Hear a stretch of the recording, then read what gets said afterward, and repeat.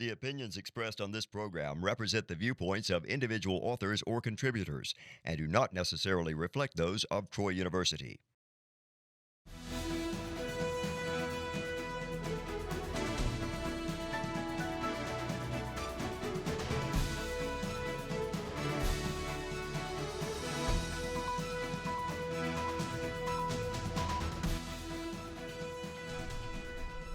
Hello and welcome to EconVersations. I'm your host, Dr. Dan Sutter of the Johnson Center for Political Economy at Troy University. Presidents of the United States are part of an elite group of leaders, but only truly eminent presidents are said to have authored a revolution. Ronald Wilson Reagan served as our 40th president, and the Reagan Revolution is widely described as having changed the trajectory of our nation, unleashed the Reagan-Clinton prosperity of the 1980s and 1990s, and having won the Cold War. I'm proud to say that the very first time I voted, it was to re-elect President Reagan in 1984. But are our impressions of the Reagan years accurate? And might Republicans and conservatives have drawn some incorrect lessons from the Reagan legacy? Joining me on EconVersations today is historian Marcus Witcher, author of a new book called Getting Right with Reagan. Dr. Witcher earned a PhD in history from the University of Alabama and is now a professor of history at Huntingdon College in Montgomery. Welcome to the show, Marcus. Thank you so much for having me. Well, before we get started, tell us a little bit about yourself and your background. Yeah, so I grew up in Northwest Arkansas, went to school, my undergraduate degree from the University of Central Arkansas, and got my PhD from the University of Alabama. And luckily, I ended up just this year accepting a job at Huntingdon College. So I'm really excited to be an assistant professor of history there. And how did you get into this topic for your book here today? Yeah, so in one of my first seminar courses I was taking with Dr. David Beto at the University of Alabama, we all had to do primary research about one topic or another. And I was reading about Reagan. I'd always been interested in sort of Keynesian economics, sort of in how the pivot happened in roughly the 1980s away from Keynesianism towards more of a supply side sort of economic policy. And so I was digging into those types of sources, and I discovered all these criticisms of Reagan by conservatives. And I took this to my advisor, Dr. Beto, and I said, have you ever heard about this? Have you heard of conservatives criticizing Reagan in this amount of detail on this variety of issues? And he looked at me and he goes, no, I never heard about this. And so we got to talking, and we decided that would be a really good topic, not only for the seminar paper, but potentially for the dissertation, which is now, of course, the book. Well, tell us a little bit, because Reagan was a very important figure for me. I was in high school and then in college while he was president. Tell us a little bit about his background, because for me he's a seminal figure from my youth, but for many of our viewers he's a president from the pages of history. But he underwent a pretty interesting transformation that people might be unaware of. That he started he was at one point a Democrat and a union leader, and then he ends up being this revered Republican conservative president. Yeah, it's a crazy life, and it's a long life, right? It's a really long life, and the evolution for Reagan actually doesn't happen until really after World War II. Reagan, of course, is the only president ever to hold office who is a union leader. As you said, he's also, I believe, the only president who was an economics major in college. So sort of little piece of trivia for you. But while he was in Hollywood, Reagan represented the Screen Actors Guild, and he was the sort of union president. And after World War II happened, he'd always denounced fascism. He was sort of your stereotypical New Deal liberal. But he began, as he sort of started giving speeches, also denouncing communism. And many of his liberal colleagues, who he had been quite good friends with, sort of were perplexed. Why the pivot? Over time, Reagan met his second wife, of course, Nancy, who had, I think, and her family, an effect upon Reagan. And then probably the most transformational years were spent after Reagan sort of pivoted out of entertainment and began what he called the he went on the mashed potato circuit, giving speeches for General Electric. And it was during this time that he hosted the General Electric Theater. And he gave these speeches, and GE asked him to read Henry Hazlitt. They asked him to read, I believe, F.A. Hayek, Mises. So I don't know if he read much Mises, but he, these other authors, these sort of Austrian economists or classical liberal economists, we might say, libertarian economists nowadays, maybe a phrase that we'd use. He began reading those, and he would go and he would speak to people in the GE plant, and he would incorporate a lot of these free enterprise scholars into his lectures. And over time, that became a coherent worldview that by the early 1960s, Ronald Reagan had switched his party affiliation and was no longer a Democrat, he was now a Republican. He always used to say, though, that he hadn't left the Democratic Party had left him, that he still believed in the values and the virtues of the New Deal, but that he fundamentally disagreed with the values of the Great Society that came out, of course, during President Johnson's administration. So that's some of the sort of evolution, if you will. I don't know if you want me to go further into his political career. Well, we'll just talk about it a little bit.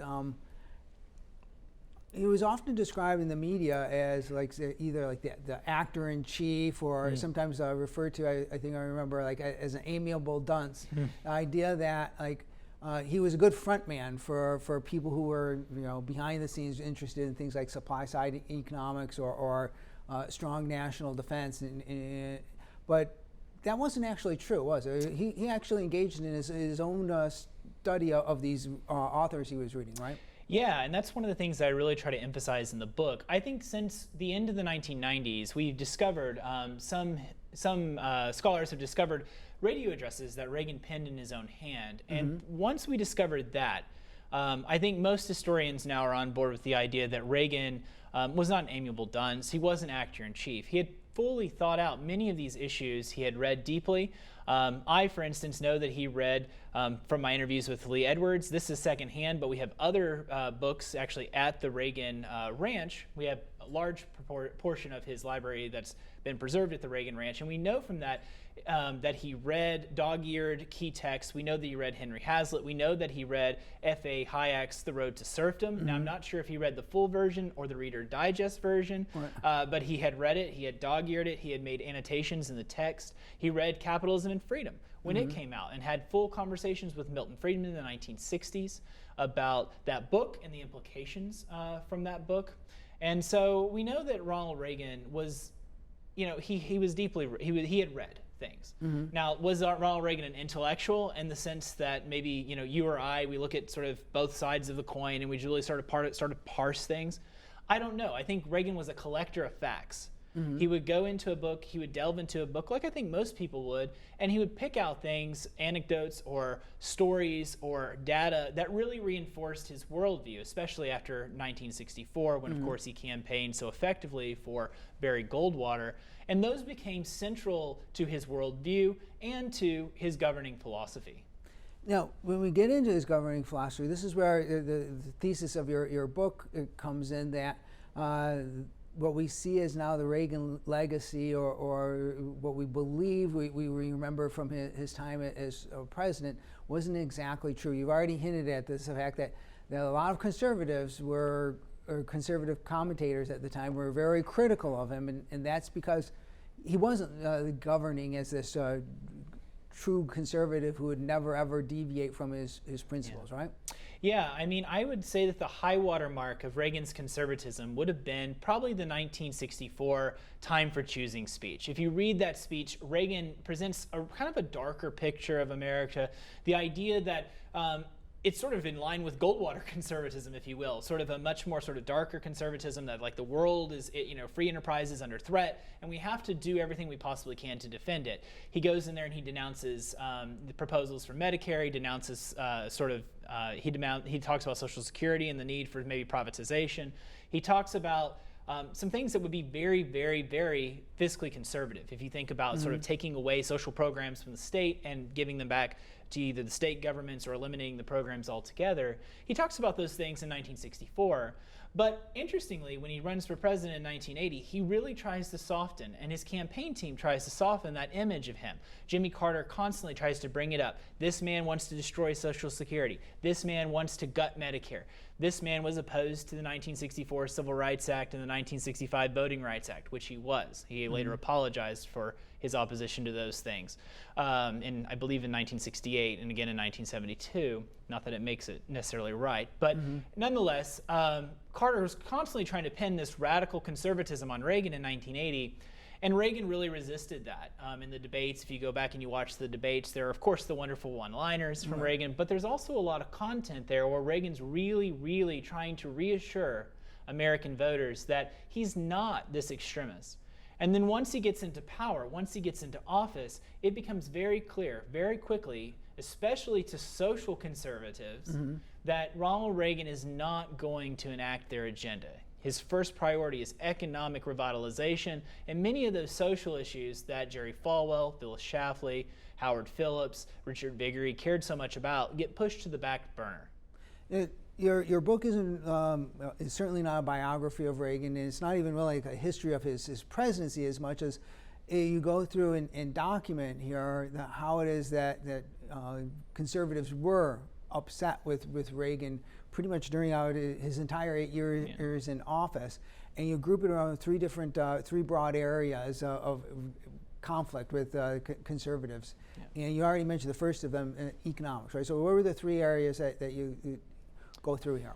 Yeah, so I talk about economic policy in the first, I think, 2 chapters of the book. And in economic policy, it has to be said that conservatives are very, very pleased with Reagan in 1981. After, of course, the Economic Recovery Tax Act is passed into law, he slashes, right? The top earners, the percentage that top earners have to pay in income taxes dramatically in the Economic Recovery Tax Act. It's part of his plan to revitalize the economy. Deregulations, tax cuts, support Paul Volcker's monetary policy to get inflation under control. And so fiscal conservatives are quite pleased initially with the president. Unfortunately, Volcker's actions to raise interest rates and to try and get inflation under control pushes the economy into recession. And so then we have massive budget shortfalls, which some conservatives are extremely upset with Reagan about because they're fiscal hawks back in the day when people actually cared about the national debt and deficits. And so there's lots of disagreement in 1982 about what should be done. Should we stay the course as Jack Kemp and Arthur Laffer wanted him to do, don't raise taxes, or should we maybe raise some taxes on the margins in order to try and make up for some of these budget shortfalls? He ultimately ends up in 1982 raising taxes with Tip O'Neill. Now it's nowhere near the amount that he had cut, but he does anger a large number of conservatives, some who had been some of his closest advisors, by raising taxes in 1982. And so on economic policy, I think that's where conservatives most agreed with Reagan throughout his presidency. On social issues, it's hard to really find an issue where social conservatives are happy with the administration. Reagan does pay lip service to sort of the pro-life cause. He pens an op-ed or an essay in which he defends the pro-life position. He even compares Roe v. Wade to Plessy versus Ferguson, right? In terms of like a court case that is so wrong that it will eventually be overturned, and that the people who support the pro-life position will ultimately be seen as people who oppose segregation. But Reagan, as far as tangible benefits, doesn't really get much done for social conservatives. And the vice president of the moral majority quips, if we get the economy running again and we're still killing 1 million some odd babies a year, I won't be able to say that we've done anything at all to really promote the conservative agenda. And this continues, if you've read the book, this continues throughout his presidency, whether it's on issues of sex education, which of course arise because of the AIDS epidemic, abortion, etc. These things constantly come up, and Reagan is unable to get much done on social conservative issues. Part of that may be because he just didn't have the political capital. There wasn't a wide enough sort of support for these issues to get it done. But nonetheless, social conservatives are irritated with Reagan throughout. And then the third area, foreign policy, neoconservatives primarily are frustrated with Reagan's policies. Which seems particularly odd because part of the reason why Reagan couldn't balance the budget was he undertook a significant military buildup, and in retrospect we see him as the president who called the Soviet Union an evil empire, rolled back communism, and eventually is credited with having won the Cold War. So it was particularly interesting to see how strongly the neoconservatives, people pushing a very strong defense policy and aggressive policy toward the Soviet Union, had such dissatisfaction with Reagan, right? Yeah, it was really surprising. And I believe it was in 1982 that Norman Podhoretz, one of the major neoconservative intellectuals, wrote an op-ed in which he just absolutely lambasted Reagan for his foreign policy, saying that he hadn't been assertive enough in 1982, that he hadn't done enough to take on the Soviet Union. Remember that 1982 is before 1983, which was the year of fear, right? The year where Reagan really escalates his rhetoric, implements SDI, other things like that. 1983, conservatives are going to be much more satisfied with Reagan as tension in the Cold War ramps up. But in 1982, he just utterly criticizes Reagan for, Reagan, of course, got rid of the grain embargo on the Soviet Union, which President Carter had put into place. So in some ways, what Podhoretz is seeing is Reagan actually backing off the stances, the firm stances that Carter had actually implemented. Now, they, of course, criticized Carter for not being stronger, too. Right. But Reagan's even drawing those back in early 1981, 1982. They also don't know this, but they don't know that Reagan's actually taking covert action in Poland in response to sort of the uprisings there that are put down pretty harshly by the communist-controlled government. They think he's not doing anything. He's not doing enough, right, to try and support our friends in Poland. Now, we now know that he was through the CIA, but conservatives at the time didn't know that. Like I said, they get more satisfied, 1983, 1984, but in 1984 he shifts his sort of policy, or he shifts his approach to the Soviet Union and begins to try and work with, especially after 1985 when Mikhail Gorbachev comes into power, to work with the Soviets to decrease the number of nuclear weapons that are in existence in the world.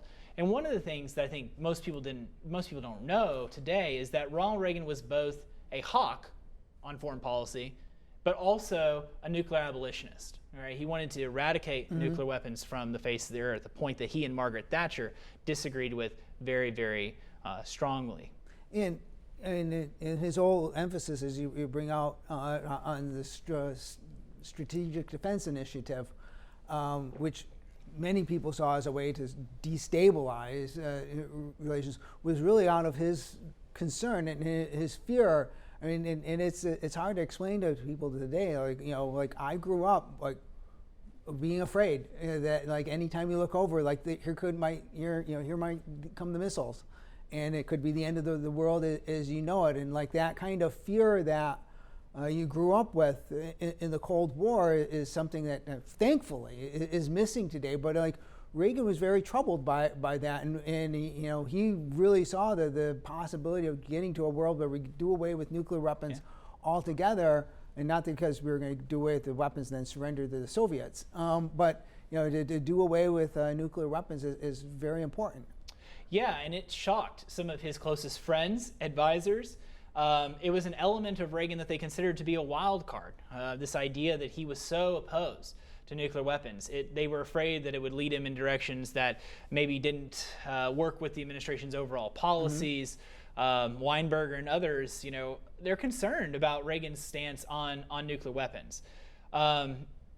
He definitely wanted to eradicate nuclear weapons, and even had sort of he'd have fanciful language, especially after 1985, about, he talked to Gorbachev and he'd be like, we'll meet back here in Iceland one day and we'll destroy the final nuclear weapons and we'll have, it'll be this wonderful moment. And Gorbachev's just kind of sitting there looking at him like, we need to get this first deal across the line before we start thinking about eradicating all nuclear weapons. Speaking of, that first deal, the INF Treaty, that led to visceral reactions from conservatives. Howard Phillips, the chairman of the Conservative Caucus, who I'd consider a member of the New Right, took out newspaper ads across the country, about 100 conservative newspapers across the country, in which he had an image of Reagan and an image of Neville Chamberlain, an image of Mikhail Gorbachev, and an image of Adolf Hitler. And the title of that said, "Appeasement's as bad in 1988 as it was in 1938. Oppose the Reagan-Gorbachev INF Treaty." It doesn't get much more critical, right, than that. And you found a column where conservative columnist George Will actually credits Reagan with losing the Cold War by agreeing to this treaty. Now, one of the things that struck me upon reading this is that Reagan entered into all these deals with people like Tip O'Neill, who he didn't agree with Democrats who controlled the House of Representatives the entire time he was president, and even some moderate or liberal Republicans. And back in the 1980s, there were such things as liberal Republicans and conservative Democrats. But he reached deals with them, and he was compromising. But as I think we see very strongly in the case of the Cold War, I mean, he was never giving away. He was making compromises, but he was never giving away the things that were really truly important in the values and in changing things. Because I mean, I think he did an amazing job with the budget, not to balance it, but by rolling back taxes and making it clear that there was going to be a hard limit on how high taxes could get. And even like his rhetoric of the government's not the solution, it's the problem. Mm-hmm. It seemed to me like he was able to compromise in a way that did not ultimately defeat his long-term goals and values. Yeah, I mean, I think you've mentioned, if we're talking about Tip O'Neill and the Democrats, one of the things that I think that's really been lost, especially since 1996, is just this pivotal moment in the book where I believe conservatives, after Bob Dole's dismal defeat to President Clinton, really start to do some soul searching about who they are as a party. And I think that one of the things they forget about Reagan when they start to reconstruct Reagan, if you will, or resurrect him, is, although he's not, of course, dead in 1996, he's sort of vacated the political scene, but one of the things they forget about is they forget about the deals that Reagan struck with Democrats. So whether it be immigration reform, right, in which Ronald Reagan granted amnesty to almost 3 million undocumented workers in the United States or undocumented residents in the United States, or whether it was ultimately Reagan's willingness to capitulate in the sort of negotiations over Social Security and extend Social Security, supposedly a program that he had been fundamentally opposed to, right? This actually leads the Heritage Foundation to lament, right? Like, next time we'll be ready for this fight because we lost it this time. Our president sort of cut a deal with the Democrats or conceded to the Democrats and ultimately extended Social Security. Whether it be the tax increases that Ronald Reagan implements. I think he raised taxes 4 or 5 times during his administration. Ultimately, he is a tax cutter. I don't want people to leave the interview and think that Ronald Reagan raised taxes. No, he dramatically reduced taxes, but he did find ways where he could close loopholes, where he could sort of gain revenues from places that maybe weren't areas, right, that were sort of like good tax breaks, if you will. And so, yeah, Ronald Reagan compromised, worked with the Democrats where he could in order to govern effectively. And he frequently worked with boll-weevil Democrats, right? These Southern conservative Democrats to get stuff done. And I think that seems like very out of character with the tone of politics in America today, where both conservatives and liberals view the people on the other side as ignorant or evil, according to polls. And if you believe that the other people were evil, you're definitely not going to want to work with them in any way, or even compromise, or think that they're worthy of compromise. And I really think that Reagan seemed to see that even his political rivals, he saw the humanity or moral value of people. I mean, I don't believe he thought like Tip O'Neill was evil in any way. He was just an American who had somewhat different values, and you have to work with them to try to figure out what will work for both of you, right? Yeah, and Reagan's politics are so different than what exists today, especially, I don't want to spend a ton of time comparing President Reagan to President Trump, but when President Reagan arrived in Washington in 1980, he threw a party for the media, right? He threw a party, he welcomed those people in, and he and Nancy, they met those folks, and they got to know them, and they developed relationships with them. The same thing's true with Tip O'Neill. When Reagan and Tip O'Neill first meet one another, Tip O'Neill's trying to be tough, he's trying to bully Reagan. He's like, welcome to the big leagues, right? You can't expect the same type of success you had in California, which, by the way, if you look at Reagan's record in California, it's also quite moderate in terms of the compromises that he made with the legislature. But O'Neill is kind of bullying Reagan, or attempting to bully Reagan in this sort of initial talks. And O'Neill's like, listen, we're sort of like political enemies, we're going to be fighting and whatnot. And ultimately he jokes and he says something along the lines of like, if it's 5 o'clock, then we can sort of like be friends. And so from that point on, every time that Reagan would see Tip O'Neill in the corridors of Congress or in the White House or somewhere, he'd be like, can we just go ahead and set these to 5, right? Can we go ahead and be civil? And I think that they did have a relationship. Now, I think they fundamentally disagreed on the course of the nation, and Tip O'Neill did everything he possibly could to stop Reagan from dramatically, sort of undermining the social programs that he held dear as a New Deal and Great Society liberal. But there definitely was a sense of dignity and respect between political adversaries that I think that we've lost. I'm currently working on a book on the 1990s, and I'm even surprised at the ability of Newt Gingrich and Bill Clinton to get along and to cut deals, even though that was supposedly, right, if you remember, the era of toxicity. But compared to today, there's a lot of wheeling and dealing, negotiating going on in the 90s as well.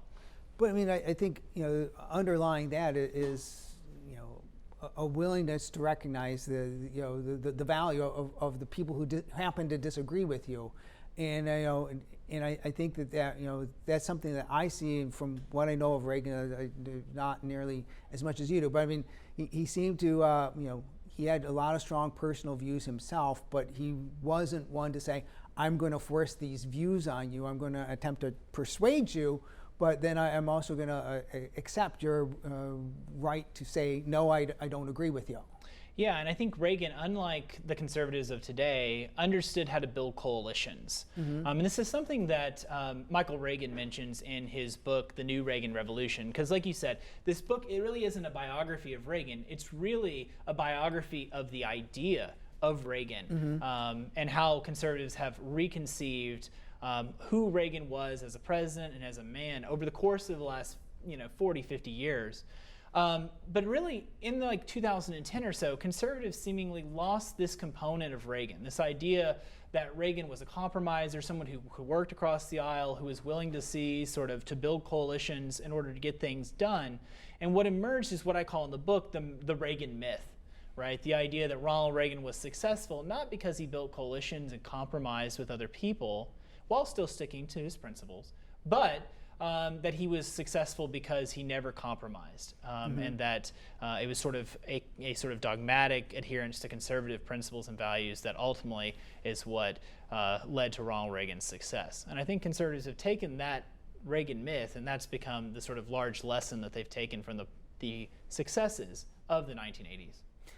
And I mean, in one level, Reagan was extremely successful, and you mentioned in your book that a number of conservatives criticized him for being sort of like the anti-Theodore Roosevelt. That instead of speaking softly and carrying a big stick, Reagan used tremendous rhetoric, but then often failed to deliver on the things they were interested in. But there is something about his rhetoric that I think is very noteworthy as well. Yeah, and I think that this may surprise viewers, but I think in many ways, President Reagan and President Obama have a lot in common in terms of when they ran for president, they didn't run on fear. Their mantra was not fear, their mantra was hope, right? Ronald Reagan was the candidate of hope in 1980. He was not the candidate of fear. He was the candidate of possibility and innovation and entrepreneurship and empowering people in local communities to make a difference, right? And to bring about the type of economic revival that we ultimately ended up seeing in the 1980s. Likewise, President Obama, hope and change, right? Lofty rhetoric, optimistic vision for America.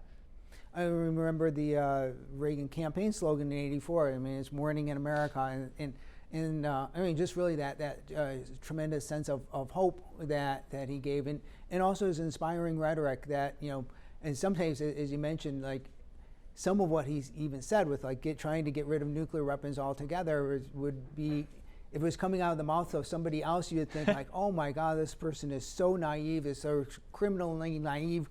We can't allow them near the levers of power at all. So it's certainly his rhetoric still has inspired many people years later. Well, thanks very much for coming on. We really enjoyed this, and thanks for joining us. Join us again next time for another EconVersations.